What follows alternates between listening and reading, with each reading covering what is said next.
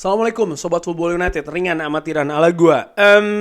Sir Jim Ratcliffe dilaporkan dia ini memiliki komitmen untuk menambah 245 juta pounds dari kekayaannya untuk memperbarui infrastruktur Manchester United.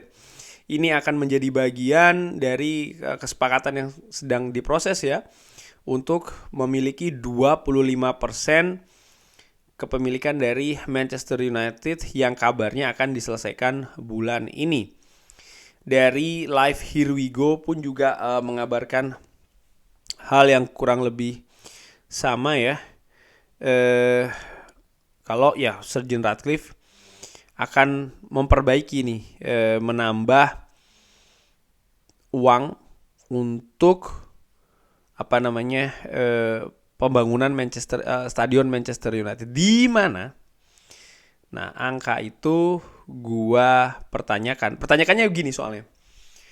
Di beberapa waktu yang lalu ya, ini dari Daily Mail disebutkan kalau di bulan Januari tahun lalu, bulan Januari tahun ini ya, 2023, disebutkan kalau rencana untuk membangun ulang Old Trafford ini senilai 1 miliar pounds.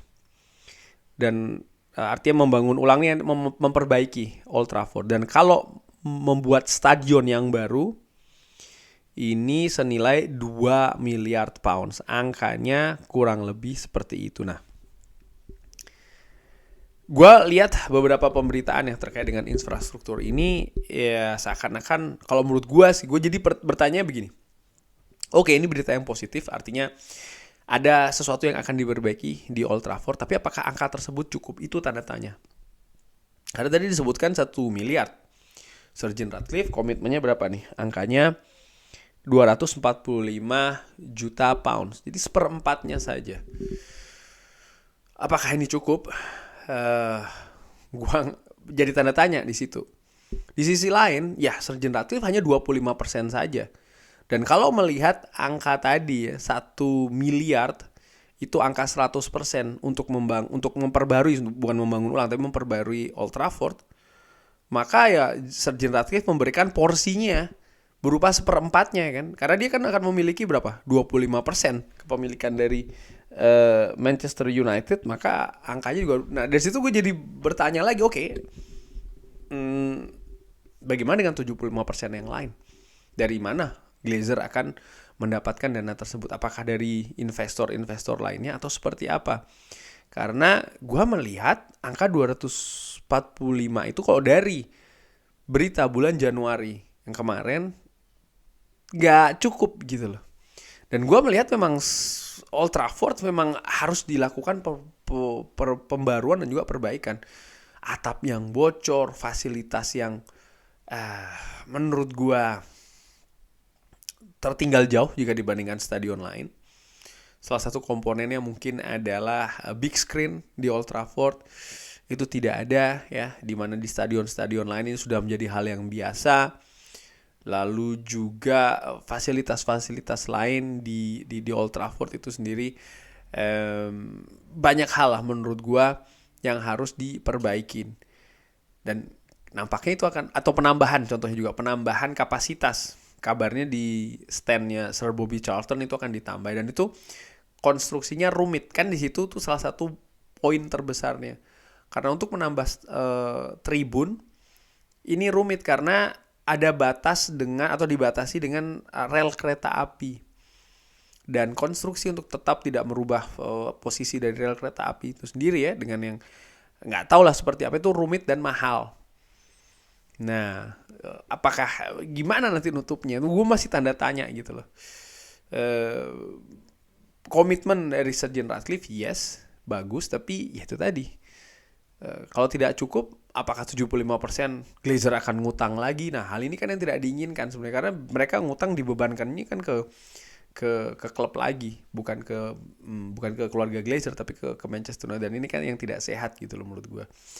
Sehingga ya gue baca berita itu, di sisi lain Old Trafford akan dibenahi, tapi apanya yang akan dibenahi itu? Apakah cuma atapnya saja ataukah apa? Karena angkanya sih jauh ya menurut gua. Dan apakah angka tersebut juga secara gradually atau secara bertahap akan ditambah lagi, ini juga masih tanda tanya. Jadi masih banyak ketidakjelasan menurut gua yang sebaiknya sih dijawab ya atau diberikan keterangan oleh pihak dari Ineos. Kendati pun juga proses untuk mengakuisisi 25% Manchester United ini masih terus berlanjut. Nah, selain rencana terkait dengan Old Trafford yang menurut gua masih tanda tanya, disebutkan juga kalau Sir Jim Ratcliffe Ineos ini melihat situasi kalau Erik ten Hag ini masih aman, bahkan orang yang tepat. Dari Mirror mengatakan, gue ambil dari Live Here We Go ya, mengatakan kalau Sir Jim Ratcliffe ini ingin berlanjut dengan Erik ten Hag dan berharap dia bisa membalikkan situasi saat ini ya. Dan itu bisa dilakukan kalau dia diberikan waktu dan juga support dari situasi yang lebih efisien terkait dengan operasi rekrutmen. Nah, ini menurut gue juga menarik bagaimana kan kabarnya Sir Jim Ratcliffe akan memegang operasional sporting, termasuk juga direktur-direktur sporting maupun juga football, dan juga Erik ten Hag, termasuk juga rekrutmen. Nah, Sir Jim Ratcliffe merasa kalau Erik ten Hag nih orang yang tepat dan bisa menjadi sosok yang lebih luar biasa lagi kalau disupport dengan situasi rekrutmen yang lebih baik lagi. Banyak mungkin pendapat yang mengatakan kalau Erik ten Hag ini kan sudah disediakan pemain-pemain yang sesuai. Yes or no menurut gue. Karena ada beberapa pemain memang betul Erik ten Hag minta, tapi bukan pilihan utama, bukan pilihan pertamanya. Contoh, Casemiro dan Frenkie de Jong, Rasmus Højlund dan Harry Kane. Lalu pemain didatangkan, iya betul, datang betulan, tapi proses yang gak pas menurut gue, gak tepat. Harga terlalu mahal. Contoh, Anthony.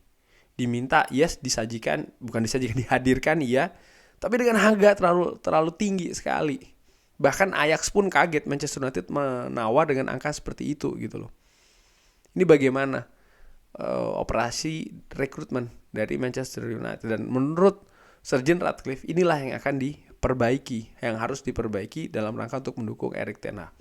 Nah, di situasi manajerial Manchester United yang tadi disebutkan didukung oleh Erik ten Hag, oleh Sir Jim Ratcliffe ya. Di kabar lainnya justru sebaliknya nih, Manchester United artinya calon investor baru di Manchester United, Sir Jim Ratcliffe, dikabarkan ini merencana untuk menggantikan manajer Erik ten Hag dengan Roberto De Zerbi. Sumbernya dari Football Insider. Ini berbanding terbalik ya dengan kabar sebelumnya. Dan dari Time Sport mengatakan kalau Manchester United ini melihat Ruben Amorim, manajer dari Sporting Lisbon, dan juga Zinedine Zidane sebagai potensi untuk mengganti Erik ten Hag. Walau situasinya saat ini masih rumit karena ketidakpastian kepemilikan dari Manchester United.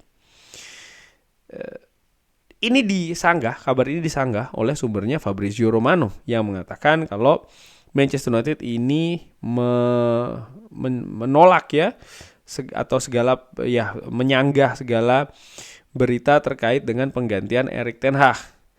Sumbernya bahkan menggaransi kalau berita-berita tersebut adalah palsu atau salah. Gua selalu berpendapat mengganti manajer di Manchester United ini bukan solusinya, bukan jawabannya saat ini. Ada hal yang lebih fundamental dari sekedar mengganti manajer. Loh, kok bisa bilang begitu? Ya lihat saja 10 tahun terakhir seperti apa. Gonta ganti manajer, hasilnya sama, lingkarannya pun sama. Dan menurut gua, sebagai fans, harusnya belajar dari hal tersebut. Bahwasannya polanya ini sama, tapi hasilnya kok nggak berubah gitu loh. Ganti manajer turun sedikit, hasilnya diganti. Yang baru prestasi bagus sebentar, lalu ada penurunan, ganti lagi. Ini sama terus menurut gua. Dan perputaran ini tidak akan terhenti sih dengan mengganti Erik ten Hag di keadaan saat ini di Manchester United. Karena manajer sejatinya tuh bukan seperti orang yang memegang joystick di depan layar TV menurut gue. Lebih dari situ, yang diurusi itu sangat banyak. mulai dari taktikal maupun juga situasi non teknis di klub itu sendiri. Manchester United atau Erik ten Hag saat ini yang dihadapi sangat rumit, sangat kompleks. Ada urusan pemain-pemainnya, Mason Greenwood, Jadon Sancho, Anthony, pemain yang cedera cukup banyak, ketidakpastian kepemilikan klub, dan lain-lain. Menurut gue ini sangat rumit sekali, sehingga hal-hal ini kalau seandainya Manchester United mengganti manajer ya sama aja menurut gue. Sulit manajer manapun memberikan hasil yang luar biasa bagus ya dengan cedera pemain 12-16 pemain. Apalagi ini terjadi di awal musim. Lalu juga bagaimana, balik lagi sih ya ke Glazer, bagaimana mereka ini orientasinya di klub seperti apa, apakah prestasi maupun juga apakah lebih ke bisnis. Dibutuhkan justru menurut gue ya, bukan pergantian manajer, tapi justru menambah komponen yang membantu sang manajer, terutama dari sisi sporting. Oleh karena itu gue justru lebih tertarik kabar ya yang disampaikan oleh The Telegraph di akhir bulan Oktober kalau Paul Mitchell ini disebutkan akan menjadi sporting director Manchester United yang baru, di mana Manchester United tidak pernah memiliki posisi orang untuk posisi ini, dan menurut gue ini sudah waktunya, walaupun terlambat ini sudah waktunya. Jacobs Band juga menabarkan hal yang sama kalau Paul Mitchell ini menjadi nama yang memimpin ya, dipertimbangkan oleh Manchester United di bawah Sir Jim Ratcliffe. Paul Mitchell sendiri telah kembali ke Manchester dan sangat ingin menjadi sporting director di Premier League. Kabar ini kalau ditarik sebenarnya di tahun 2020 Manchester United sudah mempertimbangkan 3 nama. Disebutkan oleh Daily Record ya, mempertimbangkan Luis Campos, Paul Mitchell dan juga Mark Overmars di tahun 2020, jauh sebelum Erik ten Hag datang. Tapi ya tidak pernah terlaksana. Kenapa tidak pernah terlaksana? Karena gue menilai Glazer ini tidak ingin ada intercept katakanlah demikian ya di keputusan-keputusan terkait dengan Manchester United di segala hal, termasuk juga di urusan sporting. Inilah kenapa Ralf Rangnick tidak bertahan lama di Manchester United. Ralf Rangnick ini menurut gue orang yang capable, orang yang memiliki kualitas, berada di level manajemen dari klub, artinya di atas manajer sebagai direktur atau posisi yang lain. Tapi bagaimana reaksi dari seorang Ralf Rangnick di salah satu konferensi persnya dengan secara gamblang menjelaskan kalau masalah di Manchester United itu jelas terlihat ya dan lain-lain, dan ini menurut gue menjadi salah satu faktor yang mungkin tidak disukai oleh Glazer, karena ini kan secara tidak langsung memberikan semacam kayak kritik, walaupun kritik tersebut menurut gue benar adanya. Tapi di sisi lain Glazer menurut gue ini memperlihatkan bagaimana mereka tidak ingin ada orang-orang yang bertentangan dengan kebijakan-kebijakan Glazer. Nah kali ini situasinya berbeda. Ada Sir Jim Ratcliffe yang menjadi tameng nih, dalam tanda kutip menjadi perisai dari sosok-sosok yang bisa memberikan perubahan secara radikal ya terhadap kegiatan ataupun ruang lingkup olahraga di Manchester United itu sendiri. Jadi ada pelindungnya begitu. 25% kepemilikan. Disitulah perisainya. Di mana Ralf Rangnick tidak punya hal itu. Semoga kalau memang betul datang, karena gue sangat excited kalau memang berita ini benar Paul Mitchell datang, karena dia bisa mensupport sekaligus juga membagi tugas dengan seorang Erik ten Hag. Ketika zamannya Sir Alex Ferguson dengan David Gill, duo ini sangat cocok ya di situasi teknis maupun teknis di klub. David Gill sangat luas, sangat fleksibel, relationship-nya sangat luas ya di dunia sepak bola di luar klub. Dan Sir Alex Ferguson ini bisa menjadi tokoh sentral di klub. Saat ini membebankan hanya kepada seorang Erik ten Hag tidak mungkin.